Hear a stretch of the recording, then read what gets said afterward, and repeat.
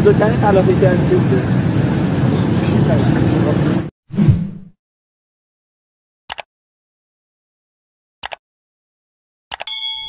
سلام بچه‌ها، من علیرضا. به کانال من خوش اومدید. لایک و ساب و کامنت یادتون نره.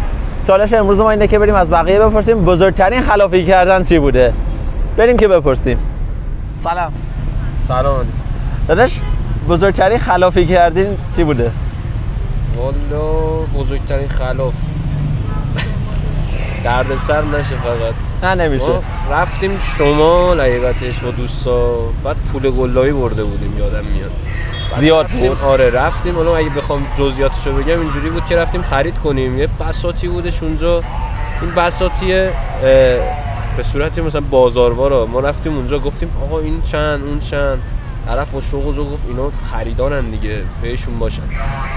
پرسیدیم و این ور دو سه تا تن زدیم. رفیق من گفت من اینو خوشم اومده. گفتم خب تو اونو خوشت اومده پس 2 تا بخریم، یه دونه من میخرم.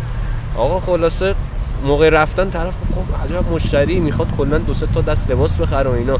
داشت چقدر شد؟ گفت فلان قد.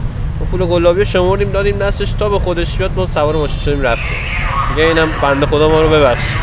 ما دقیقاً از همین غرفات تو شمال زدیم، احتمالاً ما هم از این مشتری‌ها داشتیم. میداد من پیرهن اینجوری بردن ازم. یقه منو نگیری حالا. من نبودم. زنده باشید، موفق باشید. داداش یه سوال. بفرمایید. بزرگترین خلافی که کردی چی بوده؟ بزرگترینش یه خانواده نمیدونستن من دوستای دختر و پسرم رو آوردم خونه شبم بود. چه عالی. اینا نمیدونستن. خب از این بعد میدونن که بعد خودشون خونه بودن. بعد خودشون خونه بودن؟ بله.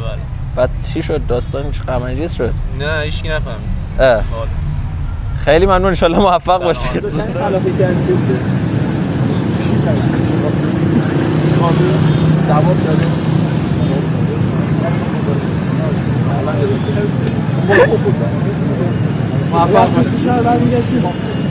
موفق باشید. ممنون که تا آخر ویدیو با ما همراه بودید. لایک و سابسکرایب و کامنت یادتون نره. تا ویدئوی بعدی.